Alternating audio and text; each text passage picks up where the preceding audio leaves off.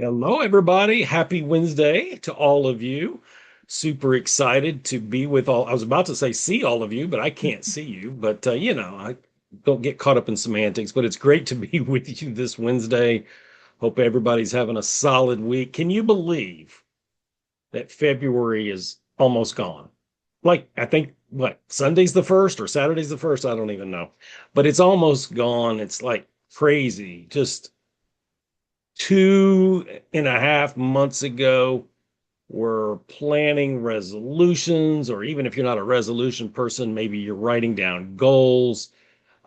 Maybe you're one of those folks that has a theme word for the year, and there was this mass rush to get those in and put those out on social media. And now here we are approaching the last month of the first quarter of the year. It's crazy. But I just want to remind you guys today, as my phone's going crazy, the joys of life.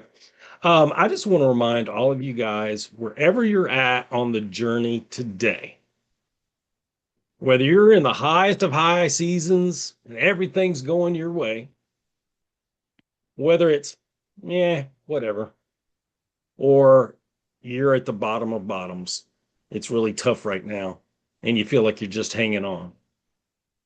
This is especially for you. Your story's not over yet. You're still here, and you're here for a reason. Hang in there. Keep persevering. We appreciate you. You're loved. You're valued. You're worthy. I'm excited also because I get to introduce you to an amazing woman who's doing amazing things. I met Christy, I don't know, maybe 4 or 5 weeks ago, maybe a little longer, and we've had a couple of Zooms. I call her a friend, and I think you're really gonna love what she's doing, but even more importantly, I think you're gonna love her heart, and that's going to come shining through today. So let me tell you a little bit about Christy. Christy FitzPatrick is the owner of CANN Co, a communication coaching company dedicated to helping speakers, presenters, and trainers communicate with clarity, confidence, and purpose. A professional speaker and communications coach with over 20 years of speaking experience, Christie works with individuals and teams to strengthen their message, elevate their presence, and create meaningful connection with their audience. I love that. I can't wait to get into that. Christy, welcome to the You Are Worthy Network. Thank you. Thank you, Steve. It's a pleasure to be here. Oh, yeah, it's wonderful to have you as our guest today. And so, I tell people often that one of the many blessings to this network has been its rapid growth as we approach 10,000 members here soon. And I love that I'm seeing more and more people watch from around the world. I love that I'm seeing God connect me to different entrepreneurs from around the world. But tell us where you live because it's not too far away from where I live, actually. That's right. I'm actually in Clarksville, Tennessee, about 45 minutes north of Nashville. Yeah, and you guys are like, where is Clarksville? And she just told you 45 minutes north, Mhm. mostly. Yeah. Do you say northwest or northeast? It's actually northwest. Yeah, just a smidge west, right? Just a smidge. It's it's up near the Kentucky border. It is hmm where oh my gosh, I just drew a blank. The 101st Airborne, right? Yes, yes, Fort Campbell. Yeah, thank you. I couldn't remember the name. But yeah, and I'm in Memphis, so Christy and I are both Tennesseans. And Christy, tell us a little bit about your family and what do you guys like to do for fun? Well, oddly enough, you wouldn't know it by looking at this face, but I am a newlywed. So my family has recently expanded. I have three children and four grandchildren, but my husband and I together, we have 10 children and five grandchildren. So my husband Kevin has seven children, I have three, and then between us, we have five grandchildren. Wow, it it expanded quickly, didn't it? Yeah, it was add water, just add water and poof. Yes, absolutely. It's been an amazing experience to expand and to meet his children as they are as adults. Obviously, didn't know them growing up, but it's amazing to see the wonderful humans that we as parents can create and what wonderful members of society they are as they grow and develop into adulthood. And it's been amazing to witness that. Oh, that's so cool. You know, I was thinking as you were saying that it's a little bit of a geography lesson, folks, because I'm about to ask Christy what they like to do for fun. And in case you guys are saying, well, she lives in Tennessee, so she must love going to the mountains. Okay. I hear that all the time too. And I Mhm. live further away from the mountains even than she does. Well, that's yeah. Anyway. Um, but Tennessee's a very long state. I think it takes 8 or 9 hours to get from the furthest west Mhm. point, which I'm in, to the furthest eastern part of the border of North Carolina, and that's close to where the Smokies are. Mhm. So, just in case you're saying, oh, she lives close to the mountains, she actually doesn't. She's probably 5 or 6 hours away from the Smokies. But what do you guys like to do in Tennessee or beyond? Y'all like to travel? We travel a lot. I'm originally from Missouri. So where I'm from, Joplin, Missouri area, it's about a 7-hour drive, and I cannot tell you how many times we've went back and forth to Missouri since I've moved here to Tennessee. Countless times. I do have two of my children in Missouri, one of my children here in Tennessee, and my grandchildren are in Missouri. We travel a lot, and I really enjoying it because Kevin loves to drive. I mean, he's not a truck driver, but he could be very easily. He loves to drive, and I love being a passenger. It's so much fun to just sit there and absorb and watch the scenery and enjoy. You need a break? No, no, I'm good. Okay, I'll just sit here and do my thing. We do travel a lot, some for business. But as you mentioned, the mountains, we went there on our honeymoon, actually. That's where we went for our honeymoon was go into those Smoky Mountains. We rented a cabin off of a cliff. We just walked out and watched hang gliders flying by off the deck of the cabin that we rented. So that was my first experience there. So that was a lot of fun. I'm assuming it did not disappoint. It did not. No, we were literally up in the clouds. It was amazing, beautiful. Yeah, that's where we went for our honeymoon, excuse me, almost 30 years ago. And we've been back a couple of times with the kids. It's actually been 7 years since we've been back, so I'm feeling the itch. Yeah, you do Just for it. yeah, for sure. Just a little tip. Townsend, Tennessee is called the quiet side of the Smokies, and it's only 25-30 minutes away from Gatlinburg and Pigeon Forge, but it's a lot quieter and a lot more scenic. Just saying, next time. I'll Um, make note of that for sure. yeah, yeah. All right, so let's go back in time a little bit. Okay. Were you one of those folks like as you were getting close to graduation in high school? Did you know exactly what you wanted to do? Like, there's some folks like that. They know exactly what they want to do. They know what they want to go to school for. They know what they want to major in. They know what they want to do for a career, and they can't wait to get out of high school to go for it. And then there's other folks that are like, I don't want to leave high school. This is where all my familiarity is. This is where all my friends are. This is all I've ever known. I don't know what I want to do. I don't know where I want to go to school, and there's no right or wrong answer. And then there's everybody in between too. So where would you say you fell on that spectrum? I would say I knew what I wanted to do. I just knew I was destined for something bigger.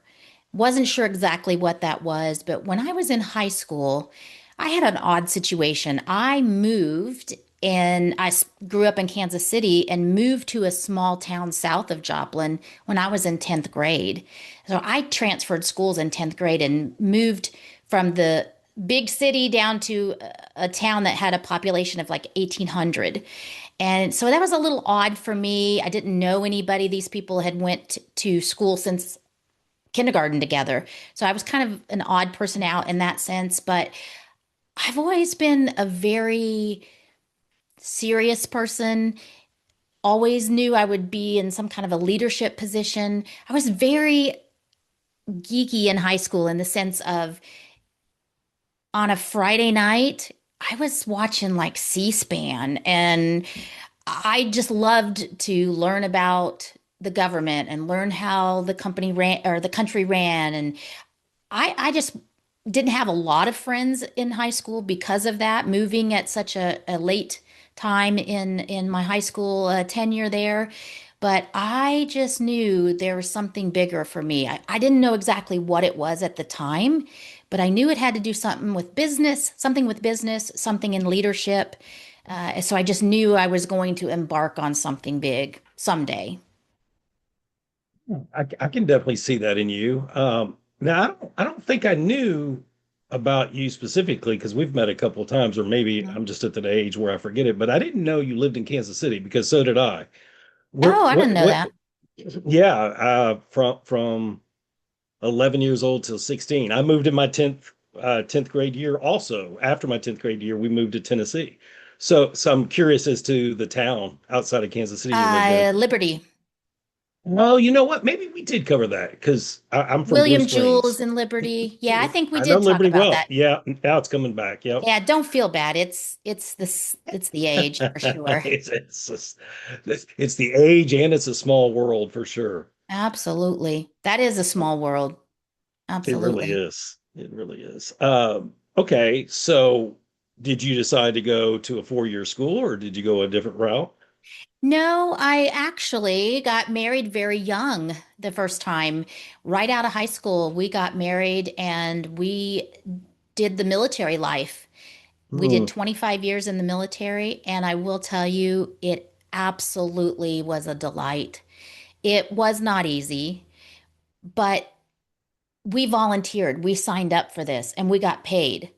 Wasn't a lot, but we got paid to do this. And I looked at my job as a military spouse, and I was briefly in the military myself, but got out.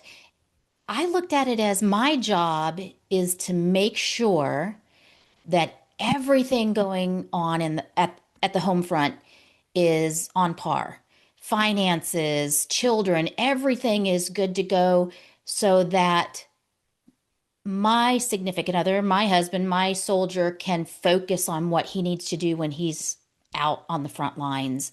And so that was my job as a military spouse and I took it very seriously. I volunteered a lot. I was in all kinds of different organizations. I served on boards. I did everything I could to be as involved as I could. I also had a career and worked and raised children and I just absolutely loved it. It was something that can make or break a family very easily.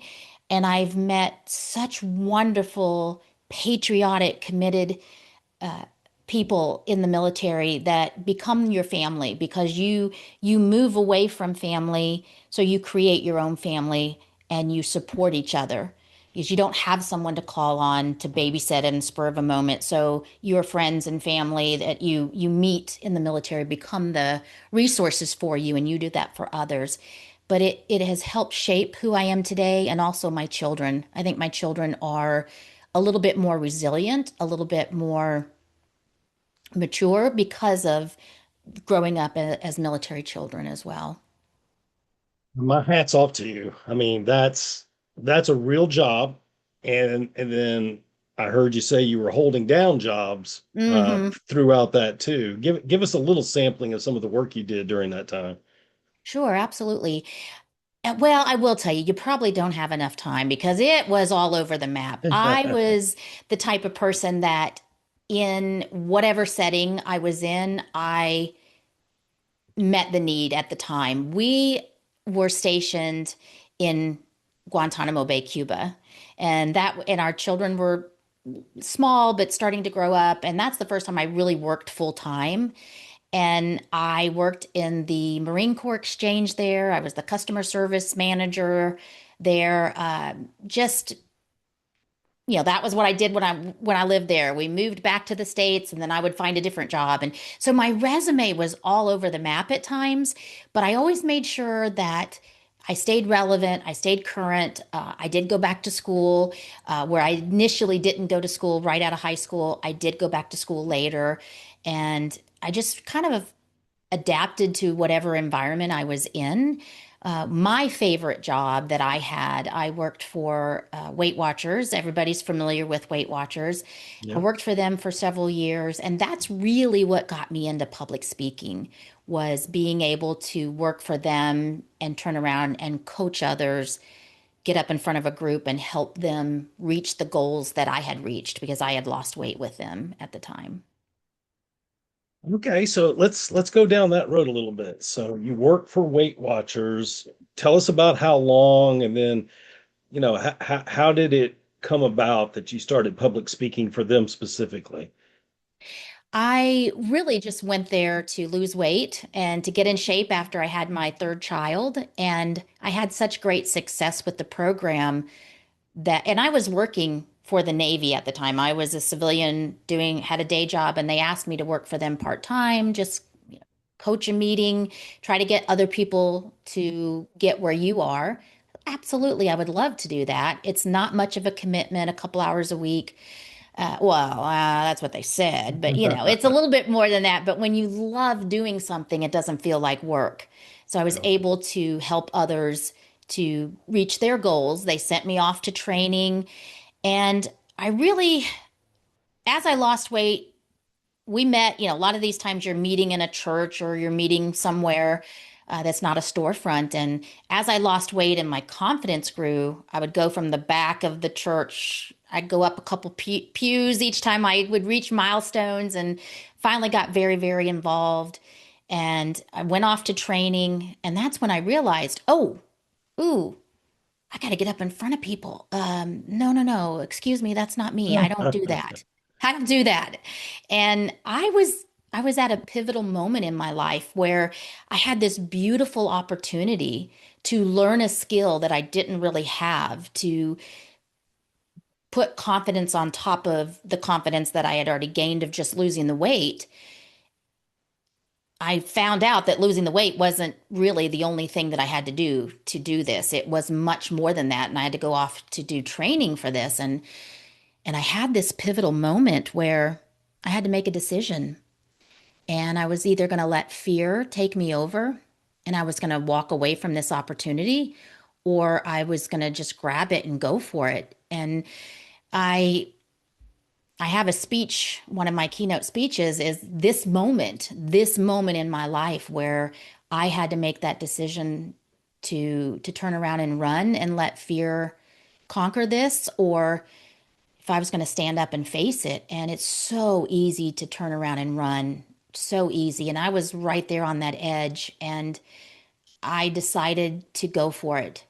And it changed my life. It absolutely changed my life. Everything beyond learning that skill and getting that confidence to stand up in front of a group, it changed everything after that for me, personally and professionally. And I worked for Weight Watchers for 10 years. I eventually went full time with them. I was in corporate sales. I was a territory manager that covered a geographic area up in the East Coast, still in the military. My husband was still in the military.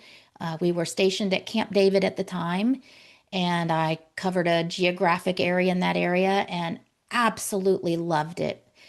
Then, the military comes knocking again. We move, and so things kind of changed. But I worked for them for 10 years, absolutely loved it. But it was such a unique position that I couldn't really translate that to another company. I couldn't take exactly what I was doing and go work at another company in that field. So I felt very lost after this, and I tried a couple different things. I sold insurance. I got licensed in like four different types of insurance. And then I moved to real estate. I loved that. And I was just all over the map. I really felt like what I was meant to do was now taken from me. And so I had to kind of reinvent Mm, myself. I see. Let's go back to Weight Watchers for a second.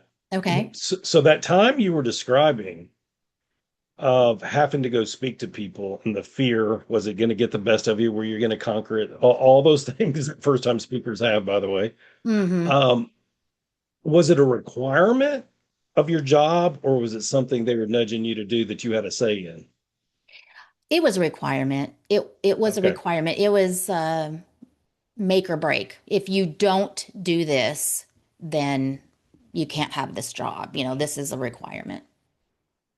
So give us just a little insight to that first time speaking. Like if you could describe it in just 3 words, what would those 3 words be? Act as if. Oh, For me, I don't know this lady's name. This was at this point 20 years ago. But out of the 30 people that were all training together to become a coach, one person just could not overcome their fear. And one person, and we were broken into small groups, and there was one person that just crumbled. And she was called on to get up and present in front of like 5 people. And she absolutely crumbled. And it was devastating to watch. My heart went out to her, and I thought to myself, mm, I feel exactly how she feels. And in a split second, I had to make that decision of whether to show on the outside how I felt on the inside, like she did, or do I hold that secret to myself? And I really literally had a split second because my name was next. I didn't know oh that. my They were just goodness. randomly calling us. And I just in a nanosecond, I decided to act as if, picture in your head what a confident, beautiful, articulate speaker looks like. Your face. What would that look like if you could imagine that in your head? Put that picture in your head. Now stand up and act as if that is you. And I did that for 3 months. It took me 3 months to kind of pull that mask off. And for 3 months, every time I got up and stood up in front of a group, I just had that little moment of hesitation. I just kind of thought to myself, you are that person that you're meant to be. And then I would put on this mask of this professional, have it together, confident person. And then eventually, and it only took 3 months, I didn't have to act anymore. It Mm, was there. What other people saw in me, I started to believe in myself, and I've never looked back. wow. That's inspiring. So you mentioned you went on to have some other jobs. Don't want to get too far into that because I definitely want to hear what you're doing now. But I have to, and you mentioned you missed Weight Watchers after you started doing these Hmm. other jobs. Hmm. So tell me, and I'm trying to segue here, but I don't want to forget the lessons learned at Weight Watchers. So that experiences with Weight Watchers resonated with you when you went off to do these other jobs. Sounds like you probably did a great job with these other jobs, but your heart probably was back at Weight Watchers, or at least doing some of the responsibilities you did at Weight Watchers. Hmm. So I want to get into that mindset of how that resonated with you and how that springboarded you into your own business. And I'm interested if that lady that went before you Hmm. was an inspiration of some kind, like that's the person I want to help when I have my own speaking business. Am I on track there Hmm. at all? Absolutely. Absolutely. It is very common to have the fear of public speaking. I mean, my goodness, it is right up there with the fear of death. It's it's very common. So, of course, we're not alone. It doesn't make it go away because you're acknowledge that you have that fear, but I have learned in those moments that I had to face that. What I do is I take my clients and I fast track them, and I can help them with strategic strategies to get them quickly to where they want to go, where they don't have to wait months and years to try to kind of get over that, or they actually face it right with me.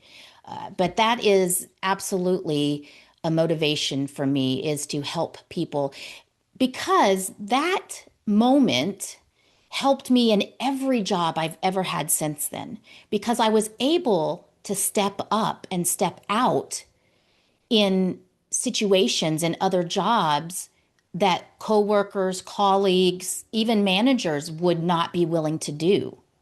I would raise my hand and say, I'll go lead that meeting.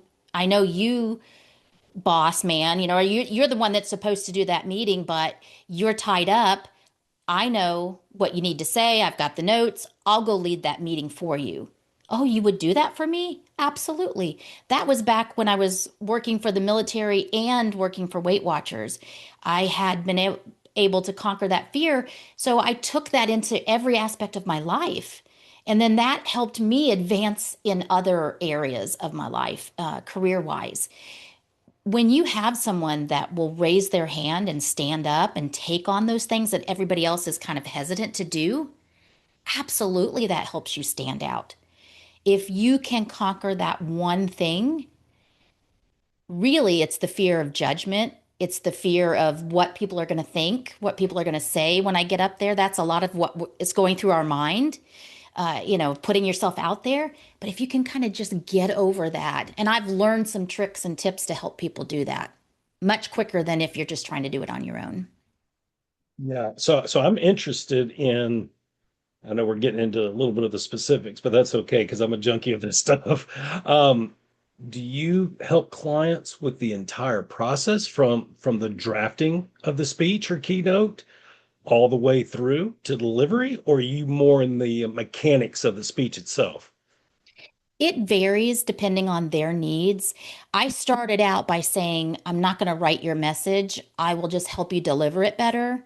Mhm. But then as I've coached a few people, I realized they needed a little help with their message, or they needed some feedback on what that message was. And I didn't let you know this, but I will tell you how I got started. And I know we were going to get into that, but how I got started coaching people was having someone come to me.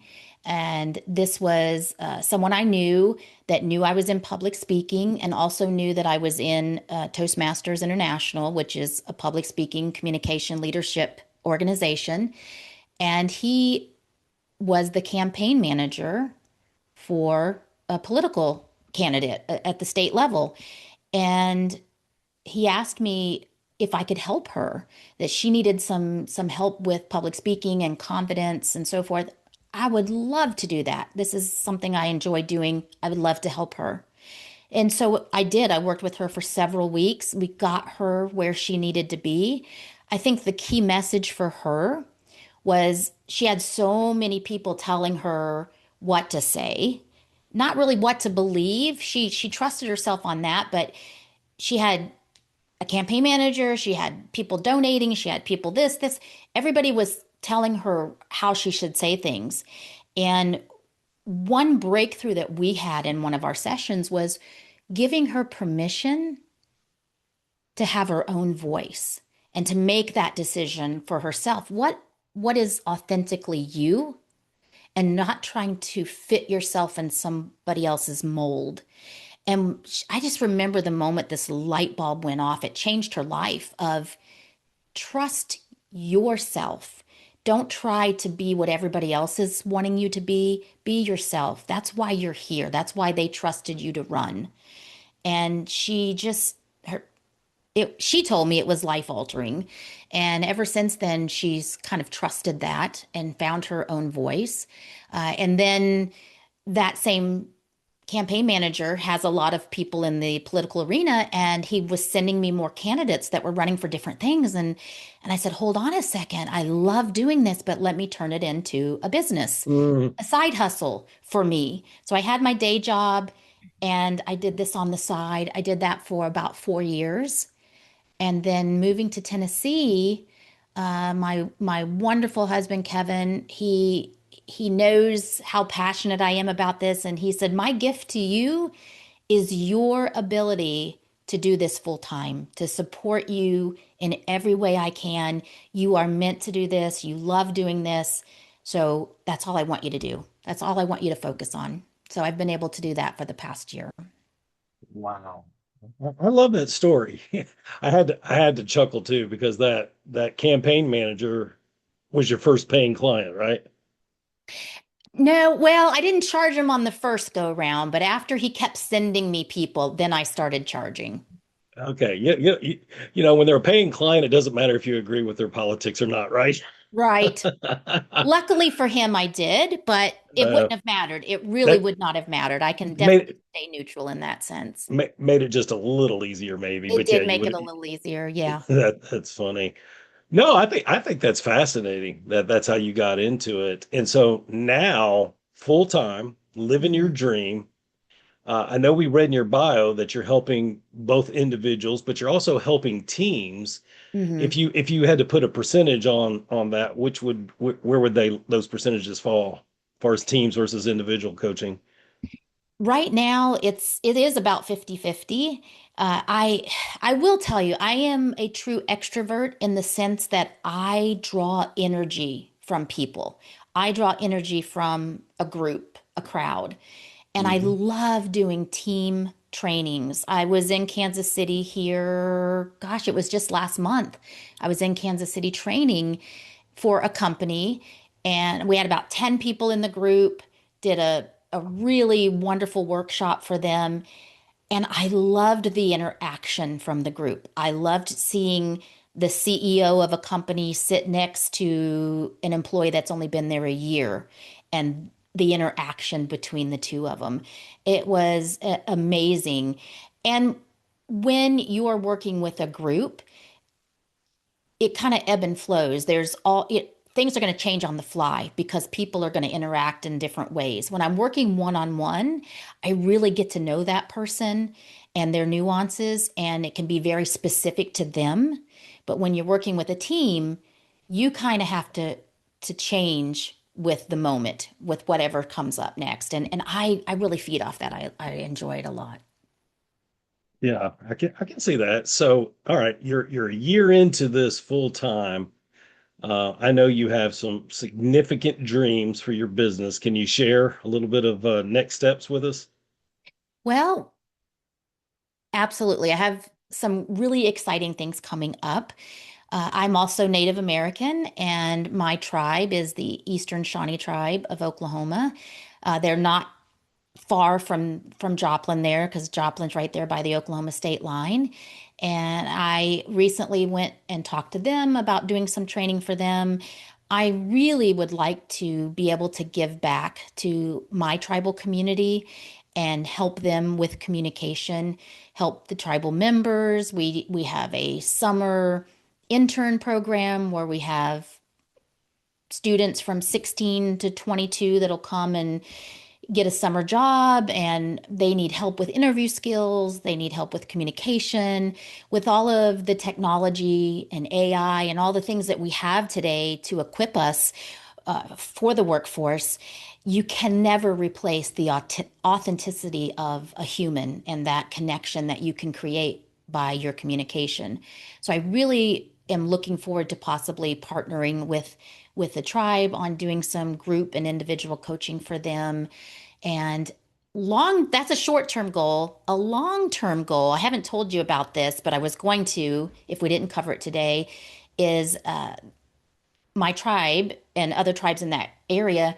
We have a beautiful casino resort in that area, a beautiful conference room space. I would love to put on a professional conference Mm. with speakers and people that I'm coaching, give them the ability to maybe have a place to step on stage and maybe even take themselves to a level that right now they're not even able to know that they can get to. So that's something that I'm looking forward to maybe like in the fall of 27. So it's really like a year and a half out. But that is because I want the time to be able to to do it right and to plan it. And Kevin, my husband Kevin, is also kind of on board with me doing that as well, and he's kind of helping put that together. But we're obviously in the very beginning stages of that. But not only do I have these immediate goals and dreams, but I have something that is a year and a half out that I want to accomplish. And there's a lot of people that I have on the brain of who I want to be involved in that as well. That is a super exciting vision. Basically your own event, but Mhm. on your tribe's property, conference center. Forgot exactly what you called it, but Mhm. that is a great vision. I can see why it takes some time Yes. to put all the moving parts of that together, but well worth it. That is so exciting.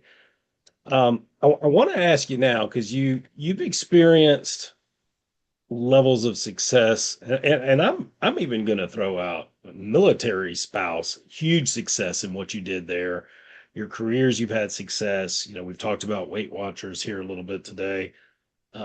Success as a speaker, success as a coach. Um, but like most of us, you probably had seasons where it wasn't so rosy. Are you able to tell us about a particular time in your life when you didn't feel worthy of love, respect, and success? Oh gosh, yes, absolutely. We do absolutely all go through something like that. And there was some really dark moments in my life. As I mentioned, Weight Watchers, went to them. That wasn't the first time I'd been down that road, but I suffered many, many years as an adult, very overweight and unhealthy. In my 20s, felt much older, looked much older because of the weight that I was carrying. And really, for me, and I'm not speaking for anybody else but myself, for me, my weight was a symptom. My weight was a symptom of unhappiness or depression. That's how it manifested in me. And I created a devastating eating disorder for myself over the years. I'm in recovery today, and I can tell you that just like any other type of addiction or issue, it can come back and it can be stronger. And so over the years, Yeah. I have found myself on the good side of that issue and on the bad side of that issue. It is something that I'll probably always have to deal with in my life, and I'm okay with that. But I now know some tools and resources to help myself. But there was a time when I felt unworthy, unlovable, and how I chose to deal with that was with food. And it became an addiction for me, and it became something that I self-medicated and almost like self-harming because I really was killing myself with a knife and fork. Uh, Mm, and some people will say, yeah, but you never have to buy alcohol again or cigarettes or drugs, but you have to eat. You can never not eat again. And I'm like, absolutely. But you don't have to eat the things that are killing you. yeah. And for me, it was sugar and white flour. Those are my two things. I have to eliminate those two combinations out of my food plan. But it's been a lifelong struggle for me, and I always will have to kind of deal with that on some level.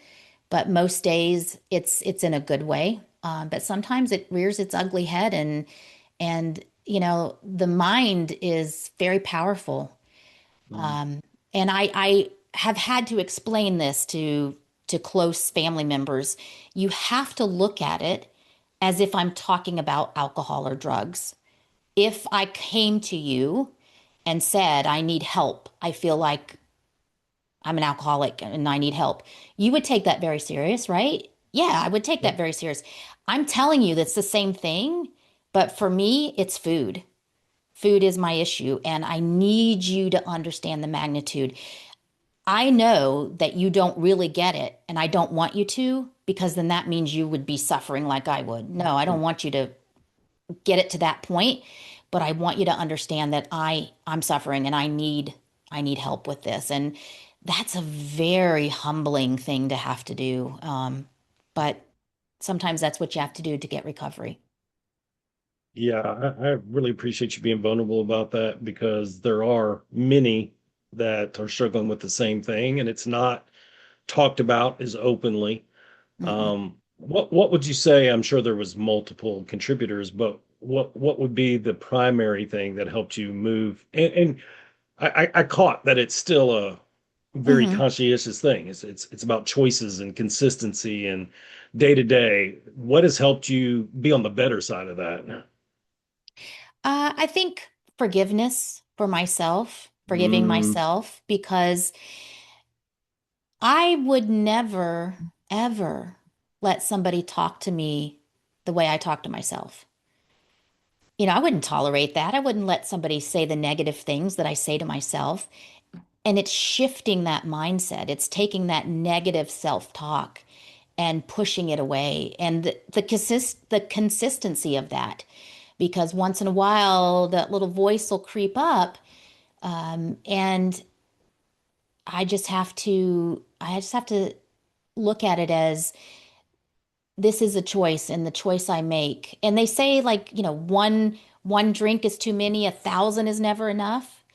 That's the same thing with me. When I eat something I shouldn't eat, one bite is too many because then I'm off to the races and I don't stop until I'm just physically ill or there's nothing left. And I have to be very aware of that. But it starts here. It starts in this area here between the ears. yeah, And once that is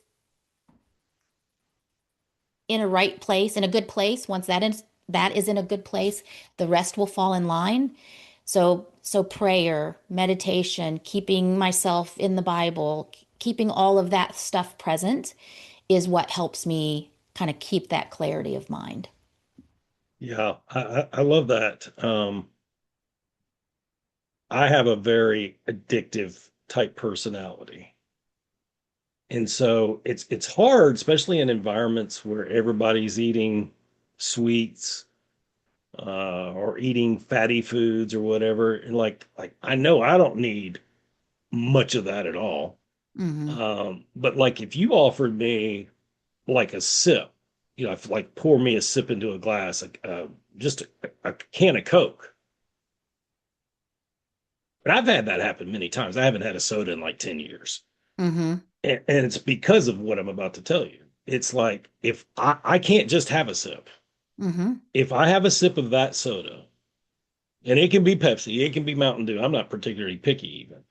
Um, I'm gonna have 3 20-ounce sodas starting tomorrow for the next year until I break the cycle again. So I just can't do it. I had the same problem with Coke Zero. Like this was 15 years ago or so when it first came out. Yeah. Oh my gosh, this stuff was like liquid gold to me. And I would buy a case of it, keep it in the fridge, and I found myself using it as the only source of hydration in my day. And I would go in the kitchen and I would crack a can and I would look around and make sure nobody heard that because I just cracked one 10 minutes prior. I'm the same way. And I will go great lengths of time without not regular soda, but diet, which is still terrible. It's terrible for you. Yeah. But you're right. If I have one sip and I get that everything back in my system, then I'm sucking it down. Yeah, I Yeah. totally get it. I totally get that. Yeah. And food tastes better with it. Pizza and water don't taste good, but pizza and soda or diet soda in my case, yeah, of course beer's out there. That's not for me, but yeah, that's an issue for me as well. I got to stay off Yeah. the diet soda. Yeah. These things are tough. Well, I'm super excited about what you have in front of you, what you're working on now, who you're working with now. I'm super excited about what you shared with us about the small goals ahead of you and the larger goal in 18 months. Those are exciting things. If folks want to find you and learn more about who you are and what you're doing to make a difference, where would they find you at? They can find me at CANN-CO, CANN-CO.com. That's my website. They can follow me on social media, TikTok, Facebook, LinkedIn, you name it, under Christy FitzPatrick. I think I've gotten everything changed over now. That was tough. That was tough to do, but I've gotten all that switched over. But happily did that. So it's been an exciting year for me this past year. Yeah, I'm excited for what's ahead of you too, for sure. And I think you're stepping into your, well, you're like, what do I know? But I know you a little bit, and I think you're stepping into a very, very exciting season. Hmm. And we'll include those social media links in the show notes here shortly. I'm not surprised, Christy, that you have come across extremely warm, extremely real, and extremely vulnerable. And I'm appreciative of that. Before we sign off, any last words of encouragement you want to leave the viewers with today? I, gosh, there's so many. I will tell you my personal motto is we rise by lifting others. And I just ask that whatever your God-given skill or talent is, I ask that you share it with the world. And I ask that you give of yourself because as we help others, we also receive back. And so as I'm coaching others, they're helping me become a better leader and a better person. So I just ask that whatever that skill and talent is that you have, I ask that you share that with the world. I love that. We're going to put that in there. We rise by lifting others. It's so true, right? It's all about service. And when we serve, we get back tenfold, in my opinion. I That's agree. great advice. Christy, thank you so much for being with us today. You've been awesome. Best blessings on your endeavors, and thank you for making a difference. You're welcome. And I'll keep you informed on my long-term goal because you're going to be a part of that. I have a Eh, feeling. I appreciate that. Guys, I hope you've heard once again that through difficult times, through trials, we all go through them. What's that saying? You're either just got through with a storm, you're in one, or you're about to go in another one. It's true, right? And Christy's had some storms. She's had some real storms, and she was vulnerable about one in particular. But her story wasn't over yet. She persevered, she endured, and now she's stepping into a wonderful season. And there'll be more storms along the way. Sometimes the storms are why great things are going on too simultaneously. But we persevere, and the thing about it is, even though we didn't have time to go into it too deep, I promise you, Christy didn't get through that storm by herself. We get through it with help of close ones and loved ones and a community that's around us. Your circle absolutely matters. I'm grateful for each one of you. I'm grateful for you, Christy. Until next time, guys, God bless.